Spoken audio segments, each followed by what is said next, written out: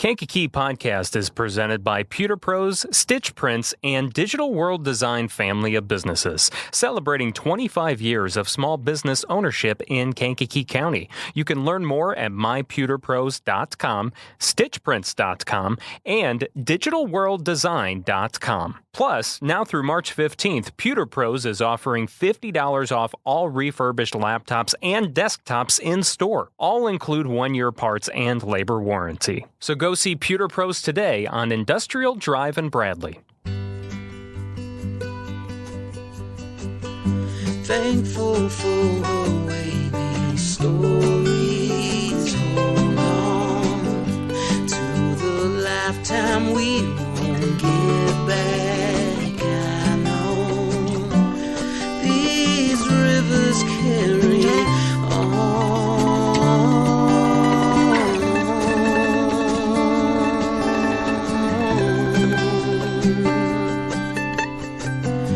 People tend to stick to you after time. Places tend to do the same as we do. This river carries on and on. Hello and welcome to Kankakee Podcast, where we talk about the people and places of Kankakee County. I'm Jake LaMore, and before we get to today's wonderful guest, let's take a look at some upcoming community events.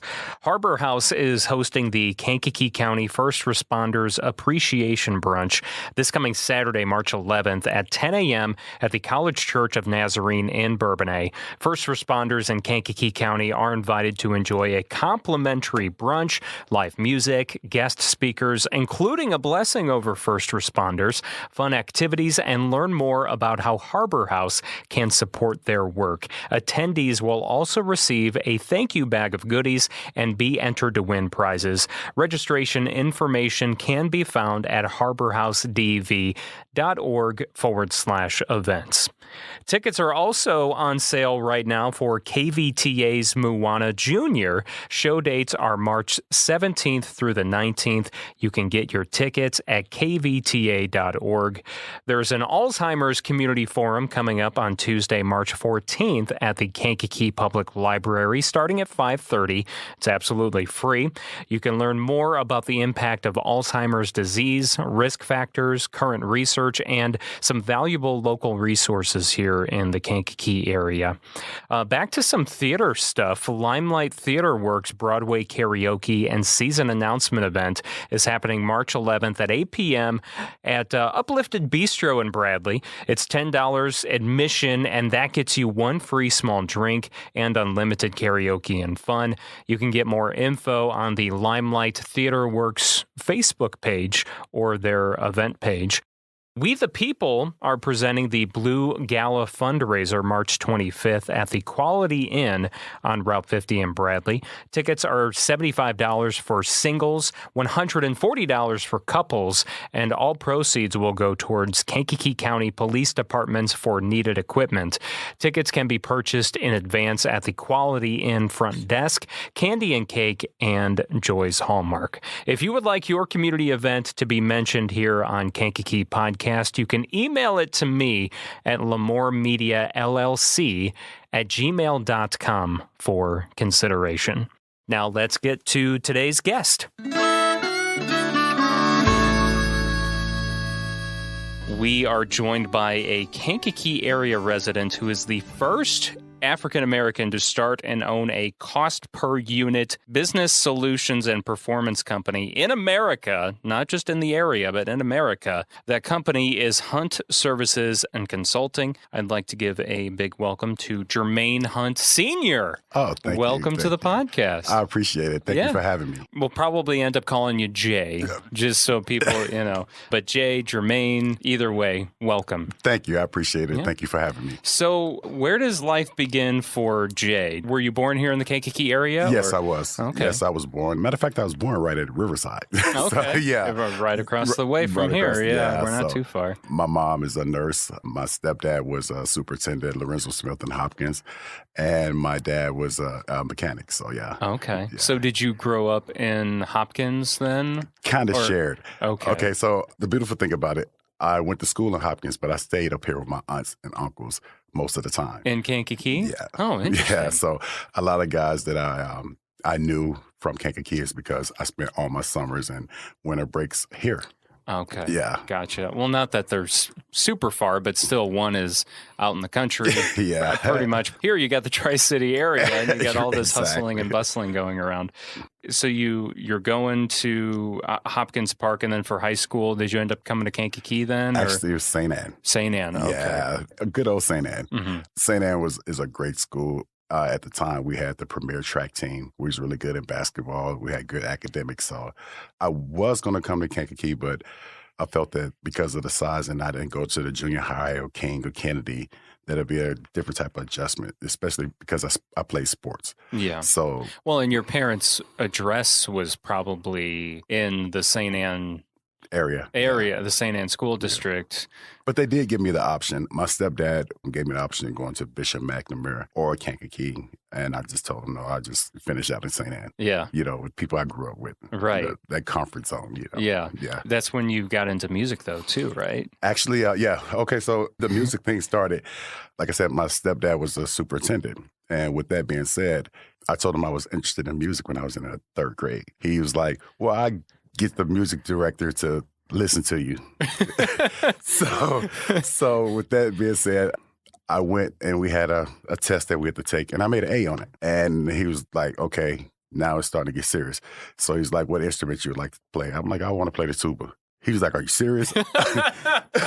I'm like, yeah, I want to play the tuba.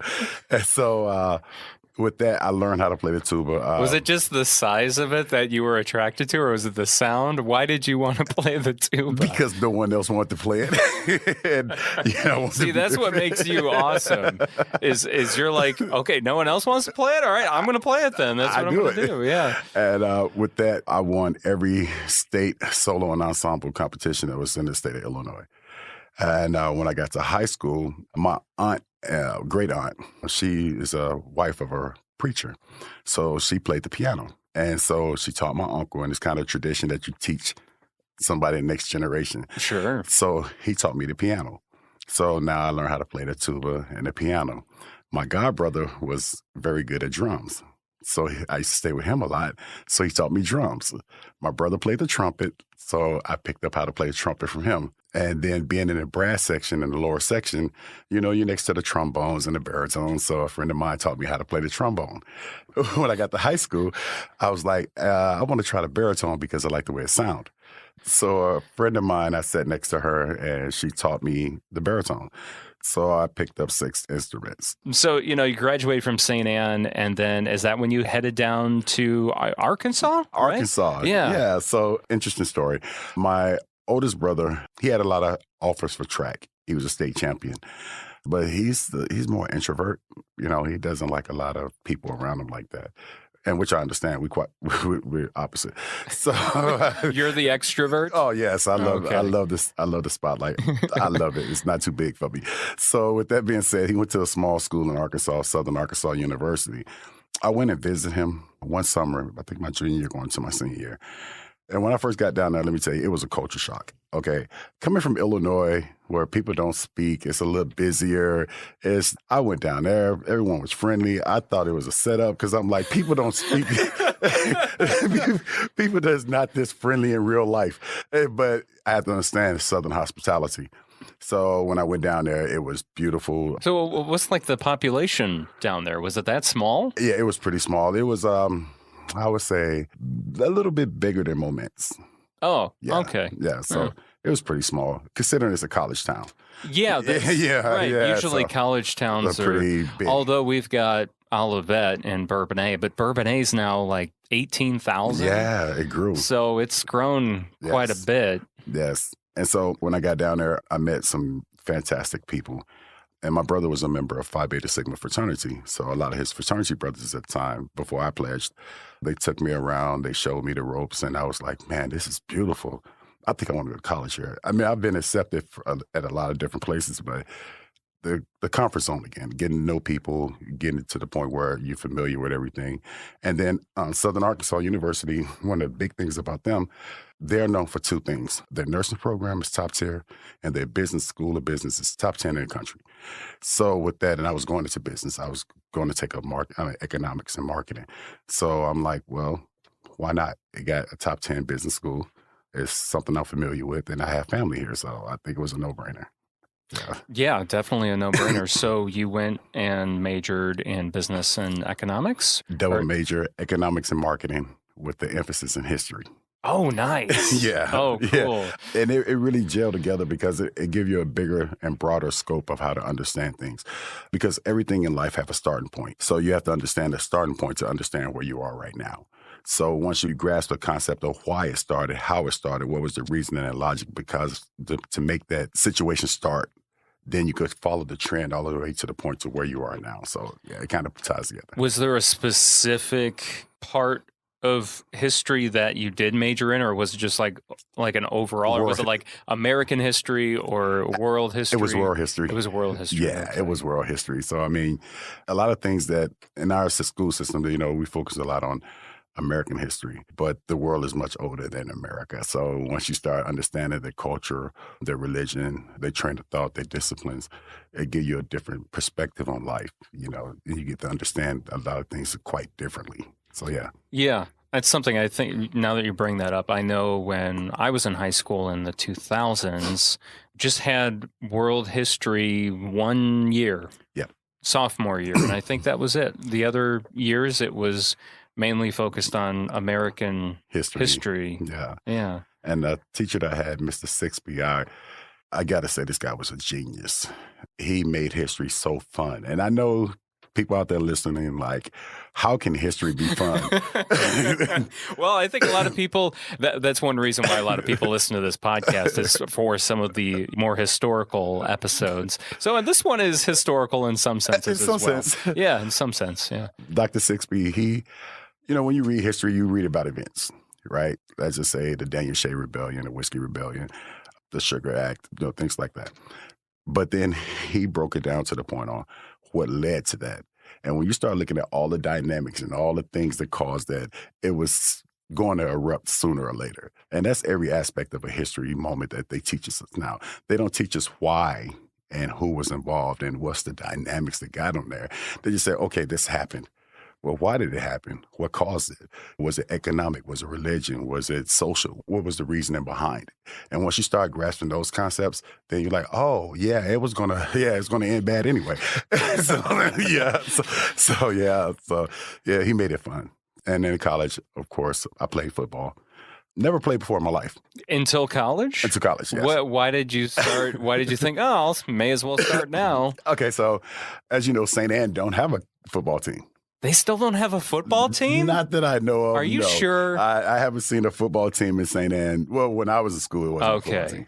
So I always used to come to the high school games, and my uncle Leo was actually a coach of East Side football. So I grew up watching football, but never had the opportunity to play. I was a really good athlete when I was in school, track, basketball. Hey, I even played soccer. So I was like, you know what? I want to try football. So when I went to college, I graduated early. So I graduated beginning of the second semester, so I spent some time down in Arkansas. And like I said, I met some of my fraternity brothers, before I pledged when I came down the first time. And a lot of them were football players. And I said, hey, man, I want to play football. They're like, you ever play before? I'm like, nah. Yeah, how does this work? Yeah. So literally, I was so green that they had to show me how to put shoulder pads on. Didn't know how to do it. I wouldn't know how to do that either. I didn't know how to get fitted for a helmet. I didn't know any of this stuff, right? So they asked these Donnie Jackson and Devlon Noble. They walked me through the process, and then we did summer training that summer. And then I got a choir scholarship. Now, mind you, I cannot sing. So I didn't even know those existed. That's cool. In college, yeah, they exist. Yeah, so I can't sing, but the teacher knew I knew how to read music. And he was like, if you could carry a note, I'd give you a scholarship. So I was in his class for music appreciation. I said, well, listen, how about this? Give me an A. I don't have to come back to this class. And I joined choir with full scholarship. He like, how about I give you a B? You don't come back to class and I give you a full scholarship. Done. Yeah. So, man, I hope someone's taking notes right now. It's all about negotiation and knowing your worth, knowing your value. But you say you have a nice speaking voice, so I would imagine you've probably got, you could sing. No. No? No. I can hum. How about that? I mean, that's a start. That's a start. That's a start. I mean, they could have used you in the choir could make some humming parts in there, like a humming solo, No. I was good. Actually, I sung second baritone. So it wasn't, it wasn't in the forefront. So I was pretty cool. But you're telling me you never went to choir after that, right? Oh, he just gave you the. No, I actually went to choir. I did show up. Yeah, okay. I had to keep my end of the bargain. I mean, he gave me the B, and I didn't have to come back to class. So it was like, okay, yeah, I got to do it. And then while I was in school, I used to I still like music. So I did a hip hop album back in 99, 2000, and that was the first one in the state of Arkansas. So they actually did a documentary on me, releasing the first solo hip-hop album in the state of Arkansas. Yeah, that was cool. That's so cool. Yeah. Wow. Yeah, so every once in a while I go to YouTube and I'll pull up the music just to listen and reminisce about those days. So. Was that something you had always wanted to do, or was it just when you were at college, maybe joining choir, you're like, I'm going to... No, actually, I always wanted to do that. I was always good with... I used to write poetry when I was younger, back in the day. And there's obviously a lot of similarities. Yeah, and rhythmic tones and stuff like that. So, I mean, I was always good at it. And then when I went to college, I had an opportunity working with some guys. We just put it together. Did you set up, where did you record it? Like in your dorm room? No, actually, weird story. So in college, I met a couple of guys and they was like, man, we produce music. And I'm like, yeah, right. Okay.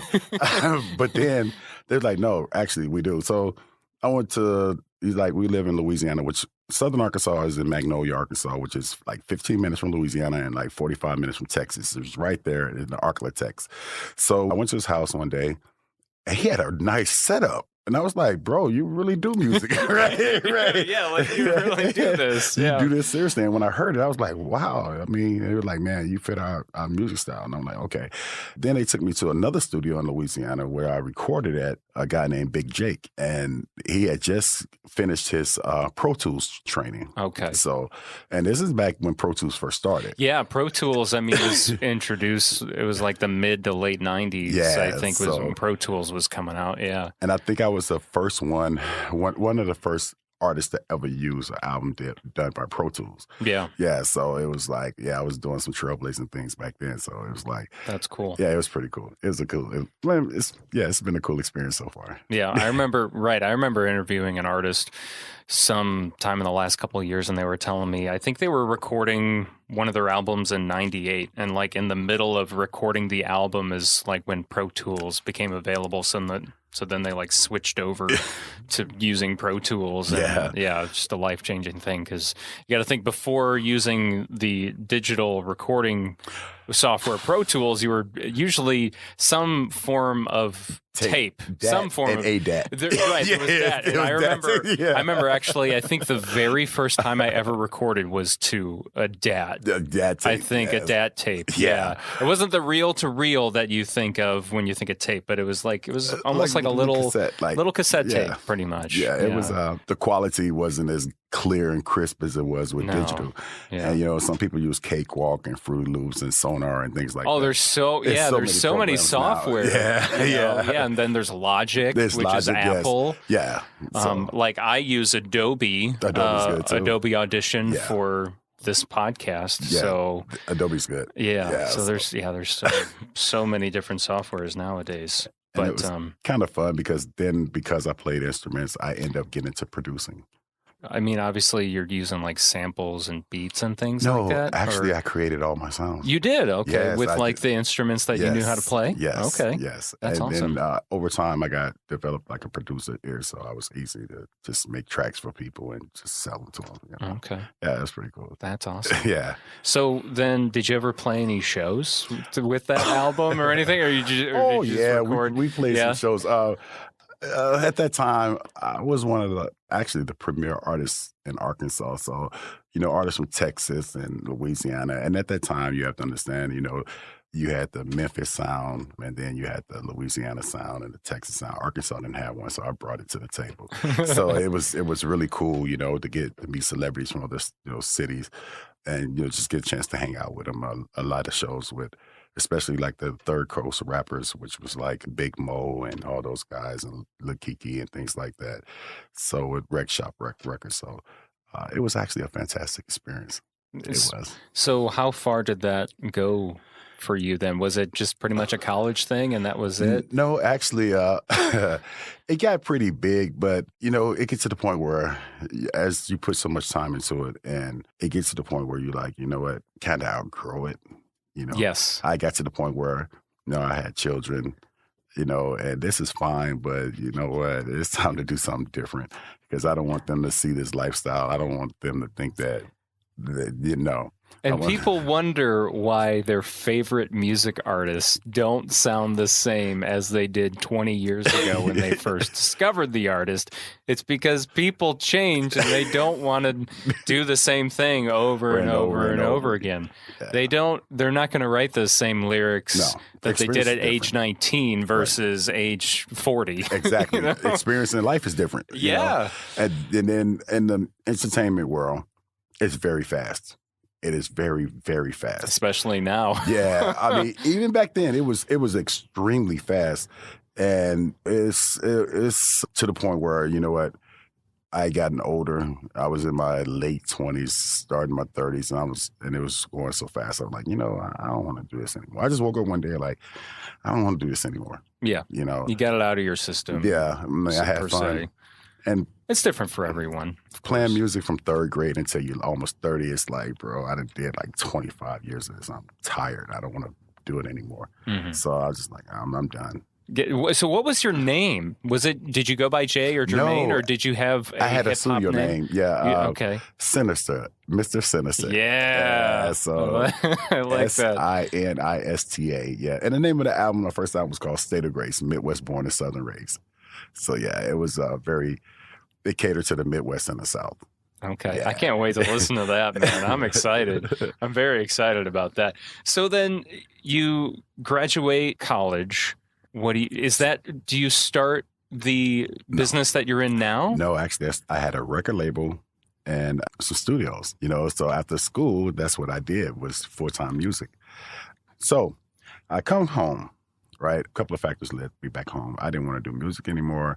My grandmother was dying of Alzheimer's, and our family, we don't believe in putting our family in nursing homes and things like that. So we had to pull together and figure out, who's going to do what time slots to make sure that she's covered 24 hours a day, which is why I'm very passionate about Alzheimer's. So with that, I came home. I was like, well, I need a job. I got children. And I got to be a responsible father. Whether I'm there or not, I still have an obligation to make sure if I'm not there physically, financially, I can make sure they're supported. All right. So I got a job working at Del Monte. Okay. In Mantino? No, here in Kankakee. There was a okay. Yeah, it's a Del Monte here in Kankakee. Yeah.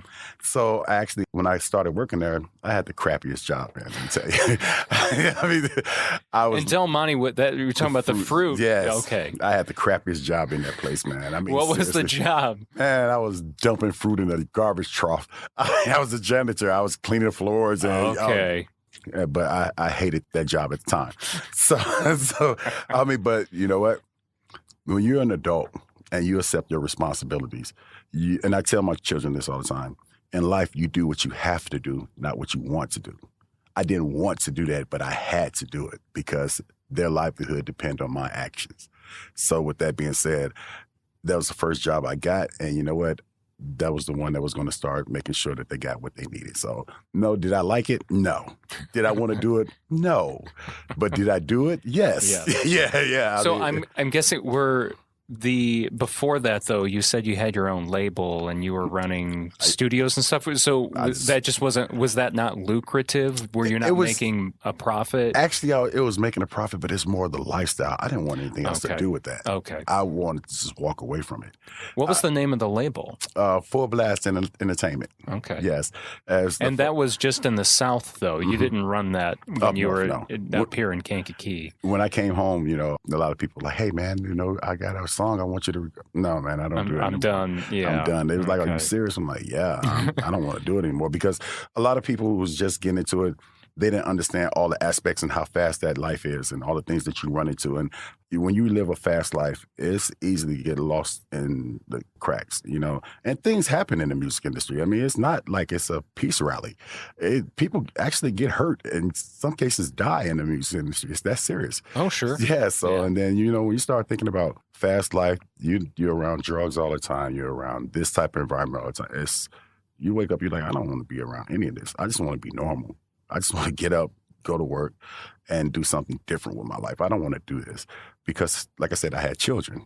Continue down that path, I might not be here to see them to this day. I don't know. But I do know that I think I feel and I truly believe walking away from that lifestyle actually made me a better human being. Well, so the time that you came back to the Kankakee area, you're working at Del Monte. About what time? About what year? That was about 2007, okay. 2008. So while I was working at Del Monte, it was a performance group, and this is how I started getting into my business.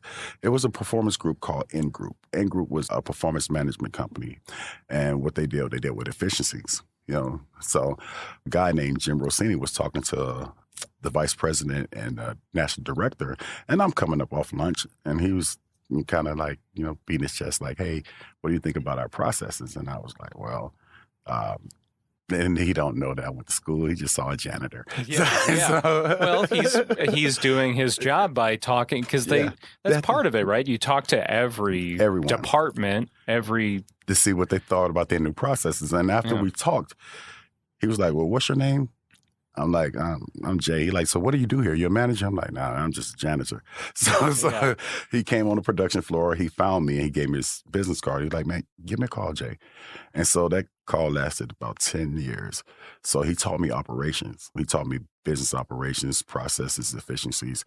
He taught me every aspect of business operations and management and labor management. Do you remember exactly what you told him to catch his attention? A little bit, but it was so long ago. I talked about the efficiencies in bodies and positions and what can make things go a little bit smoother and a little bit more fluent.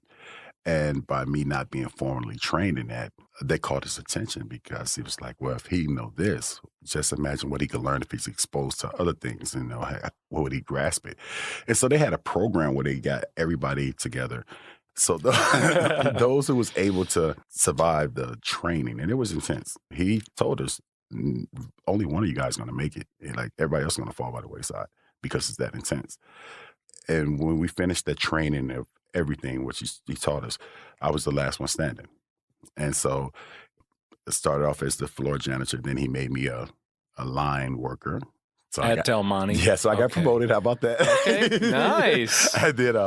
Then went from line worker to line lead, from line lead to shift lead, from shift lead to shift manager, from shift manager to facility manager, from facility manager to performance manager, from performance manager to managing 4 accounts across the United States. Oh my gosh. Right. You really climbed your way up the ladder, man. Yeah. Then it was some help. I learned some business from a lady named Lisa Coney. She was the VP of Select Staffing at the time. And Jim Rossini, he was the VP of N Group. So we was an account in Virginia. I was no longer at that account. So I'm driving back home. So now, mind you, N Group and Horde Services are the number 1 and number 2 performance companies in the country. So I worked for N Group and was formerly trained in operations in N Group. So I left N Group. I'm driving back from Virginia from my encounter at ACE. And a guy named Juan Espina gave me a call. And he was the VP of Horde Services. He's like, man, we need somebody to manage the account at Del Monte. Are you interested? And I'm thinking to myself, yeah, I just lost this account over here. So, and I'm like, well, how much? Like, we'll talk to financials and get here. It was very lucrative. And I couldn't say no. So, I mean, seriously. And so when we talked, Juan and I became extremely close. So Jim Rossini was my first mentor. My second mentor was Juan Espina. And Juan taught me the business aspect of running a company. So a CPU. Yes. Well, I learned the CPU from both companies ran CPU, but Jim taught me operations. Juan taught me business, the science of business, client relationship, contract negotiations, how to acquire clients and things like that. So he taught me different things on how to manage a company. So Jim taught me how to run a company. Juan taught me how to manage a company. So I was thinking, I'm like, what's the chances of a person to get trained by the two largest CPU companies in America and get trained by the go-to guys, the VPs, the EVPs? And I was thinking, I'm like, so why would I work for anybody else when I could just do this myself? Yeah. Yeah, it doesn't make sense. So with that being said, I actually started my company in 2018. And the beautiful thing is, Juan Espina and Jim Rossini helped me set my company up. So they helped me get all the things lined up, and they showed me how to get my business to the point where everything was taken care of. So yeah, those guys are fantastic. Yeah, that's when you know they're true leaders, just all around great guys to want to help you out, not see you as, oh, this is competition. Exactly. Let's not help him, that kind of thing. Both those guys, they're very stand-up guys, and they have integrity and character. And if they tell you something, they really, truly mean it. And so Jim's favorite phrase is, Jim, I'm going to make you successful, kicking, scratching, crying, fighting, biting. You're going to be successful. You really do go through all those things, though, all those different emotions. Yeah, the emotions. It's a roller coaster, man. True story. I can't make this up. When I first started, my beard was actually black.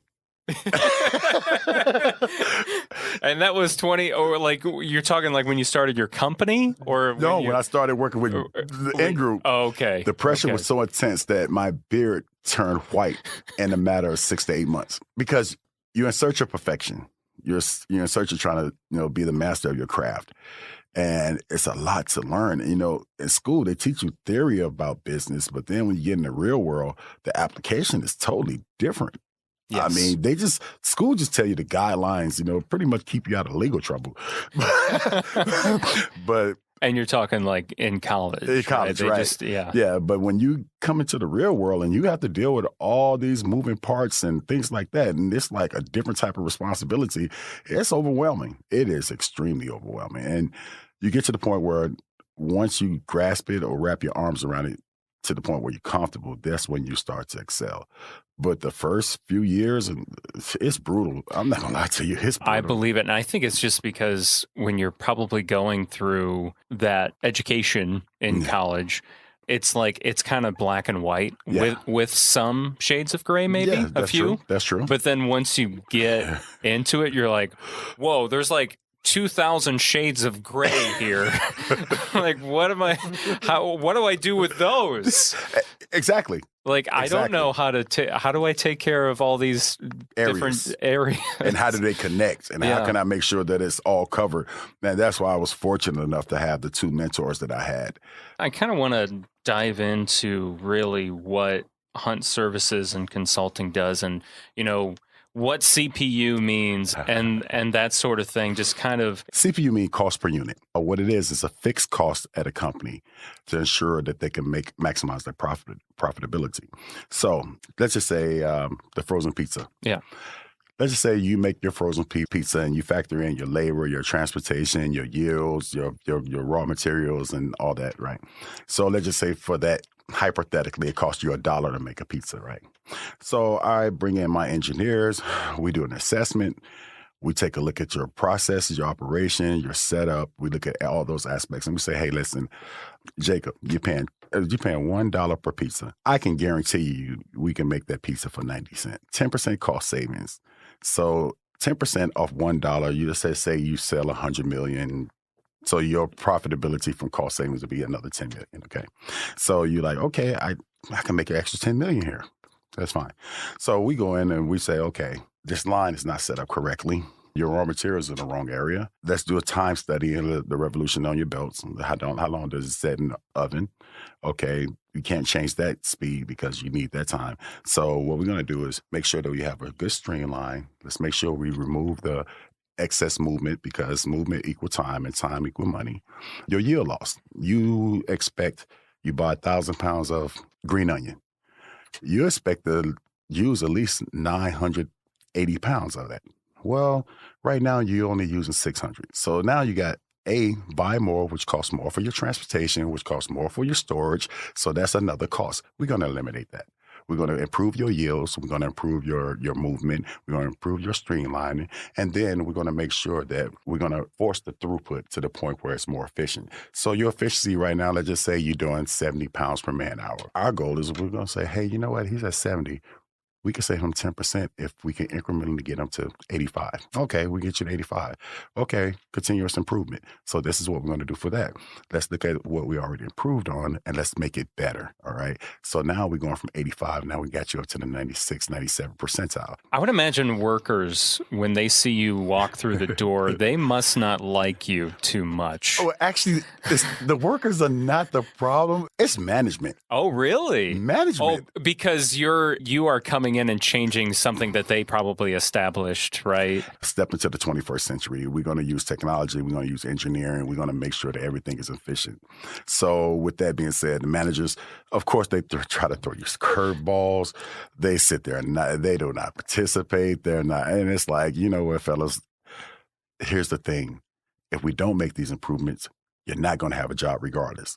So yeah, because eventually it'll catch up. It'll catch up to you, and sure, maybe it'll work for another 10 years or 20 years, maybe. Whatever, depending on whatever your business is that you're. Because I'm sure you're mainly working with like manufacturing and production, but then we do some other things, but we'll touch on that later. Yeah, but yeah, so a lot of time managers don't like to see us coming. Well, the thing is, you have an outside perspective, and they don't. Exactly. So. That's a huge difference. They can't see the beauty of the forest because of the trees.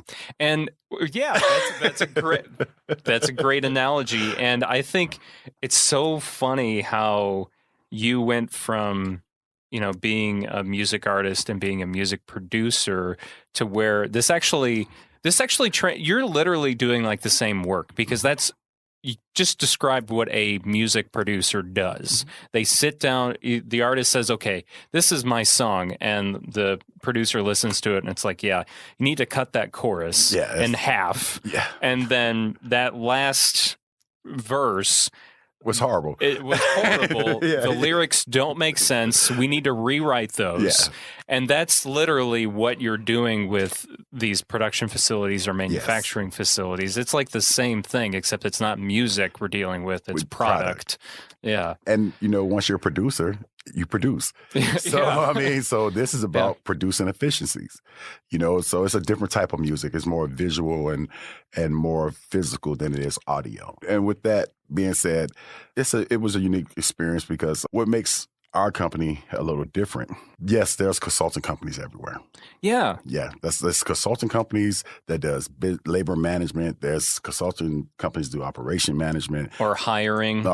Things like that, even operational processes and things like that, which make our company different. Yeah, we offer all those services, and we're the only one that offers CPU because a lot of people don't even know what that is. And the crazy thing is, remember I told you I work for N Group and Horde? Yes.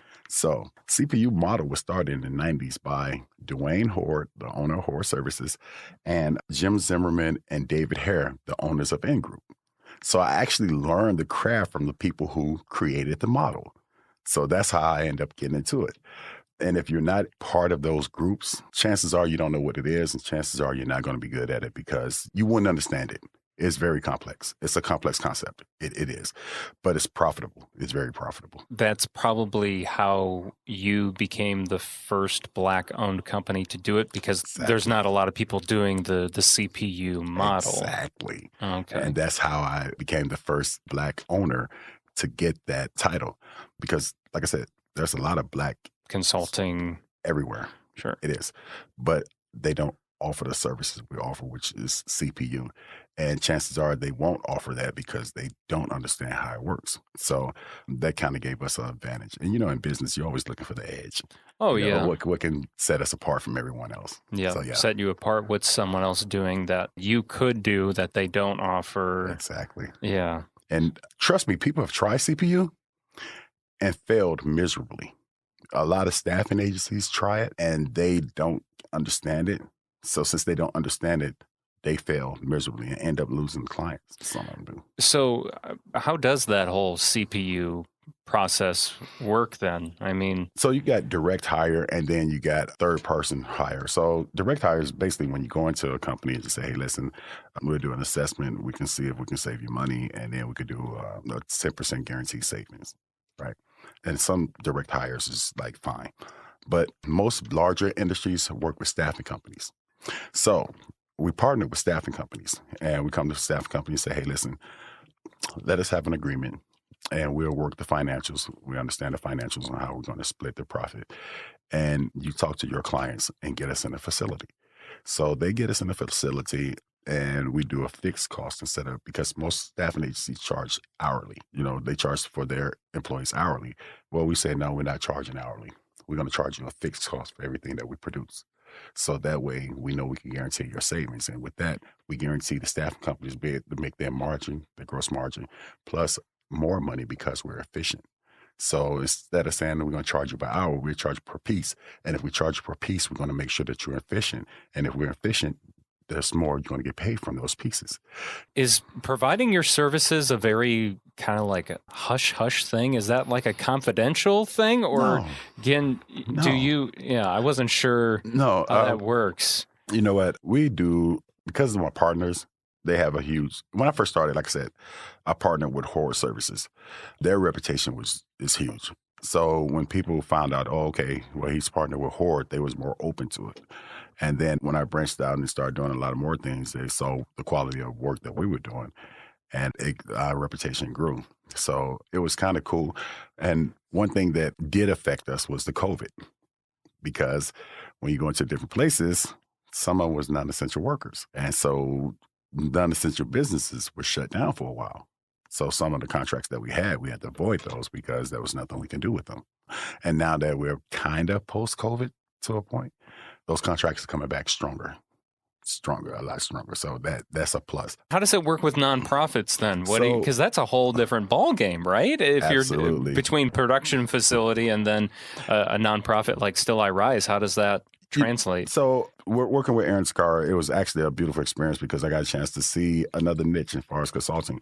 So we worked together for some of their grants. We could, we talked about it, talked through it to make sure that all the things was in place, the line items to make sure that the financials was in place. And then what I did, during the allotment process, I represented them. So I did the presentation and, asked for the money and things like that. So that was a different aspect of consulting, So it worked out fairly well.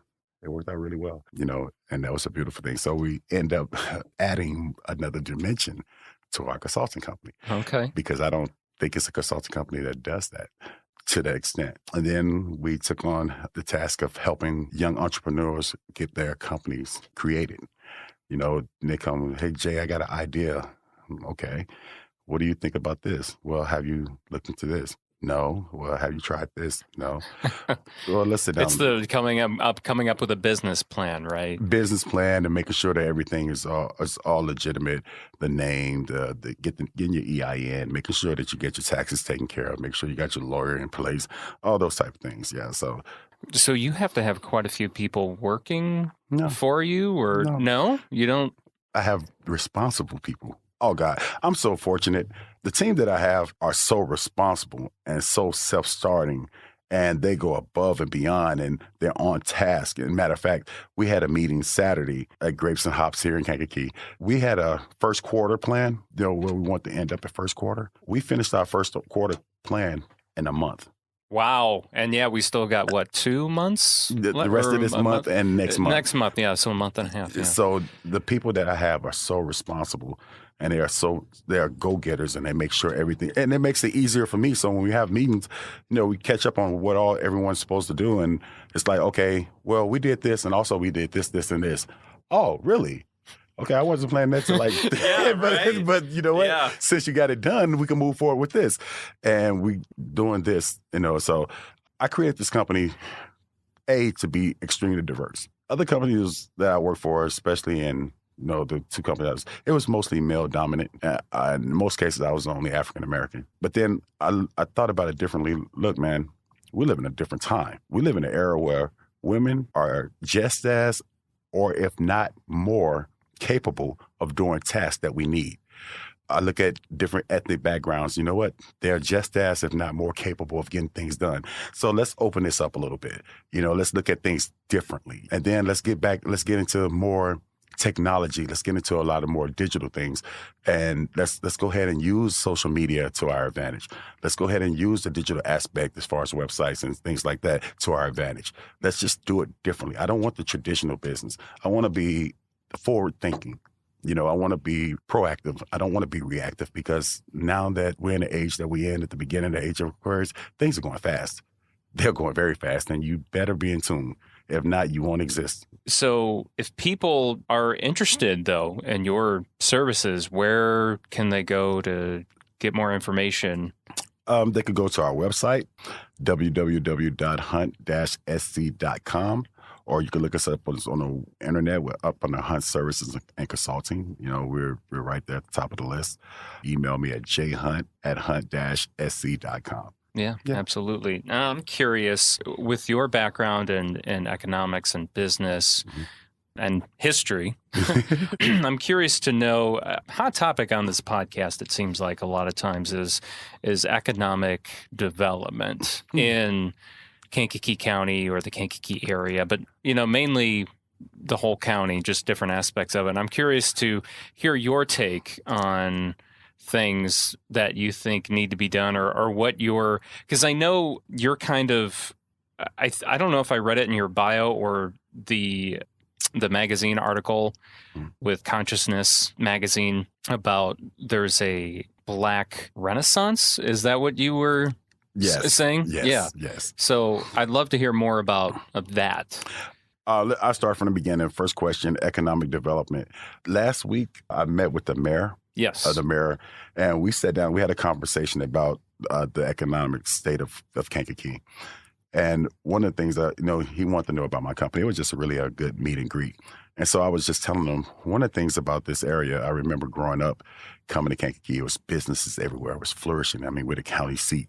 It was kids everywhere. It was businesses. The cost of living was great. People was able to send their kids to school. I mean, it was beautiful. I left and went to college. I came back. It was almost like it was a ghost town. What happened? What's the root cause? The root cause could be a lot of things, but one of the root causes is financial stability in companies. A lot of companies, they don't have the financial stability because they don't know how to manage the financial responsibility to help sustain profitability. Now, how does that translate to the community?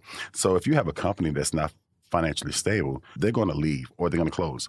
But if you can show them how to be financially stable, then it's economic growth. Because now that they say, hey, this is an area where you could be financially profitable at, then other companies are more open to come and say, hey, listen, maybe we could go there. Maybe we can grow there. So after talking to the mayor, we had a very, very good conversation, and we're going to continue the conversation more and just see what we can do cohesively to grow the economic sustainability, the financial sustainability, and which in turn turns into economic growth for the city of Kankakee.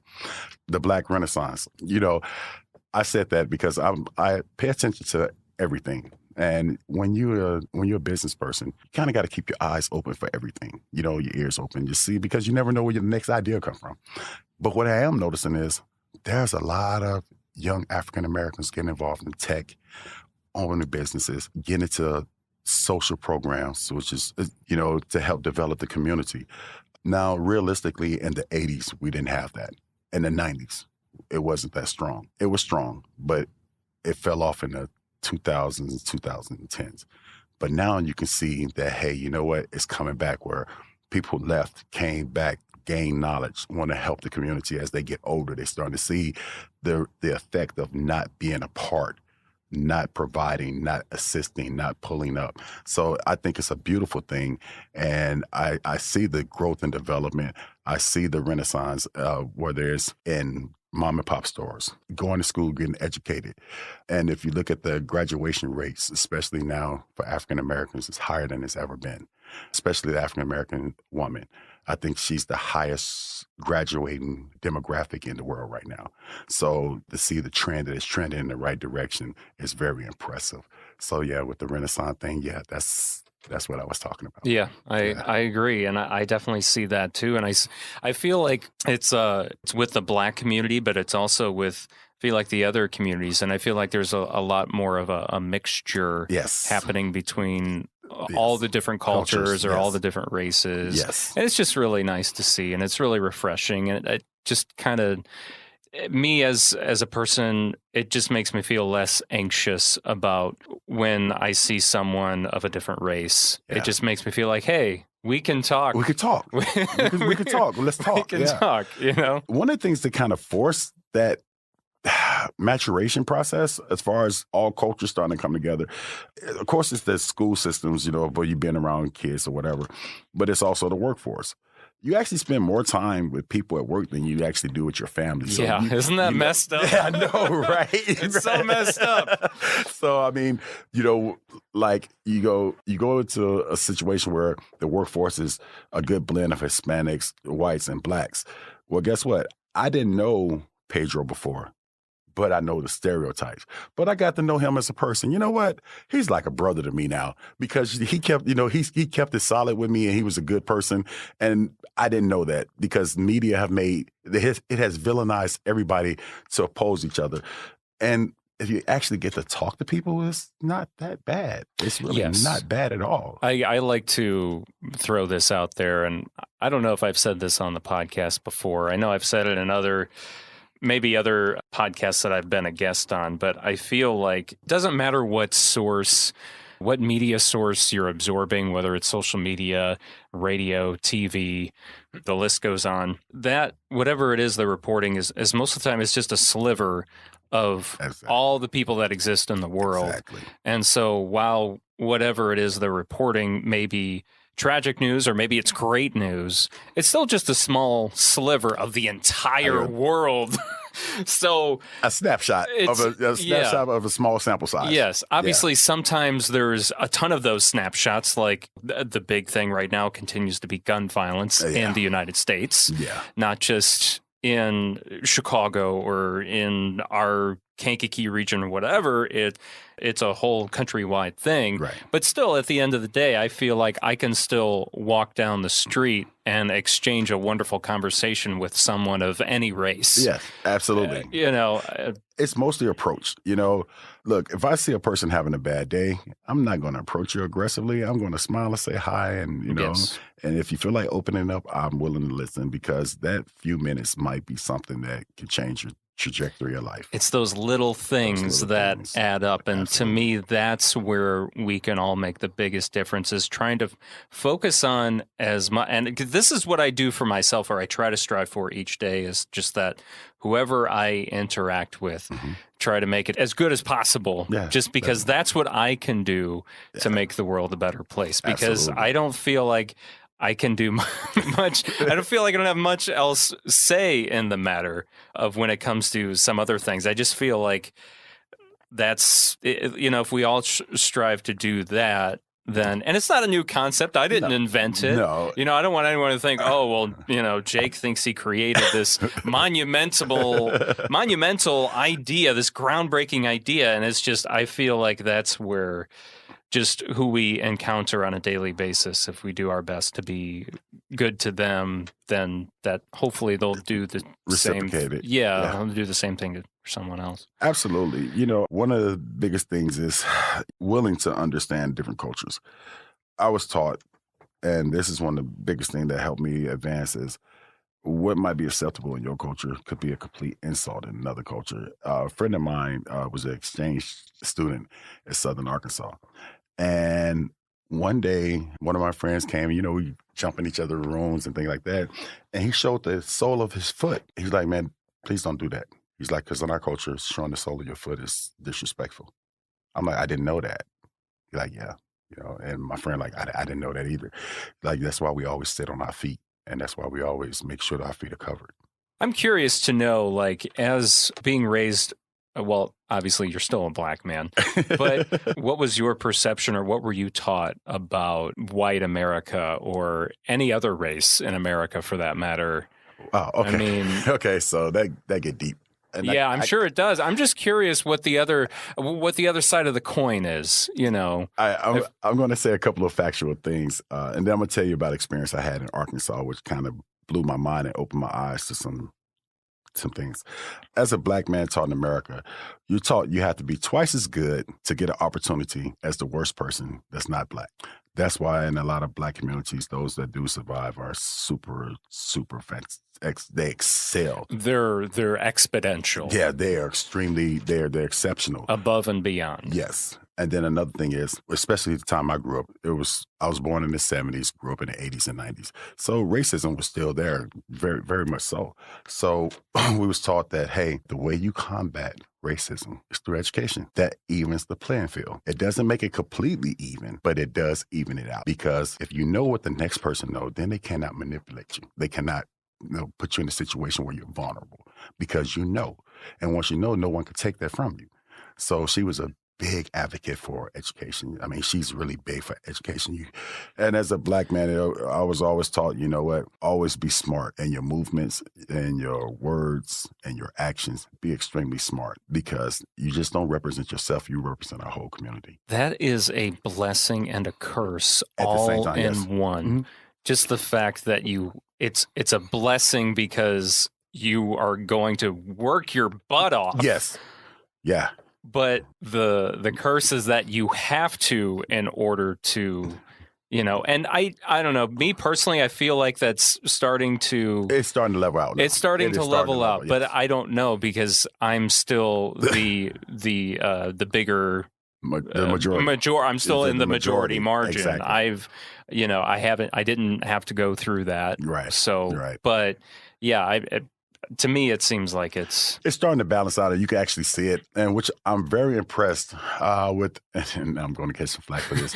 Hey, listen, I'm very impressed with Gen Zers. I'm Gen X, and then we had the millennials, and then the Gen Zers, and then Gen Alphas. Yes. So the Gen Zers. And it started with the millennials. The millennials was a lot more open-minded about a lot of things because, like I said, we was Gen X. People don't know why we were called Gen X. Do you know why they was called Gen X? I don't remember the story behind it. Does it have to do with Malcolm X? Am I wrong on that? Yes. For some reason, So here's the reason why Gen X. Okay, if you look at the generation we was born in, and that was the 70s. Right. And part of the 80s, part of the late 60s, like the late 60s, all 70s, and a little bit. Maybe the first year of the 80s, maybe. Yeah. All right, so that was the first time in America that African American or any minority could literally have every right that white America had. The integration of schools, education, opportunity, equality, and justice. That was the first time in America that concept was ever being done. And just like a quadratic equation, you had to solve for X. They didn't know where we were going to be. Not just the African Americans and Hispanics, but they didn't know how the white America would take it. So you had to solve for that. It was literally an equation. Our generation is the biggest social experiment in America. I mean, just seriously. That's true. It didn't really dawn on me until the other day. I was hearing another black man talk about integration he was saying it was one of the worst things that could ever happen to the black community. But he was saying it in the sense of that since the white community and the black community, everything was so separated. Mm-hmm. Everyone was so used to how their lives were. And then the transition came and it was just like no one knew what to do with it. It was just like this new kind. It's like, okay, we're going to be interracial now. And then it was just like, it wasn't like an ease. No. It was just like, there you go. Just do it now. It was just like a firework. It just lit off, and like, there it is. And everyone's like, whoa, how do we act? How do we act? How do we conduct business? Yes. How do we? And I think that's what he meant by it. He didn't mean it in the sense that interracial should have stayed apart. It should have stayed apart. I think he was just saying like it should have been a plan. It just the way it was done. It was just like an instantaneous. Let's flip the light switch, and that's how we're doing this. and if you think about it, is it an easy way to integrate?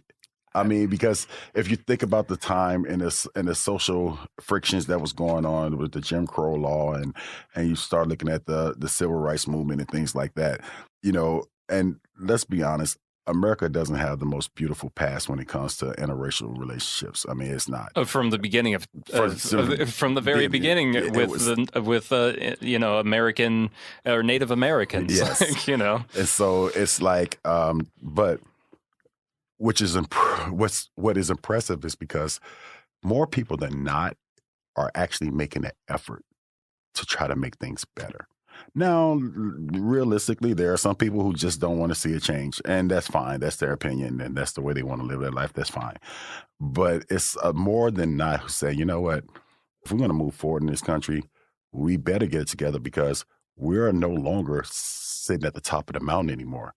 The world is getting smaller, and guess what? The financial gap has closed. The education gap is closed. We're not the clear-cut number one anymore. Yeah, we're more mixed than ever because it's easier to travel more than ever. Yes.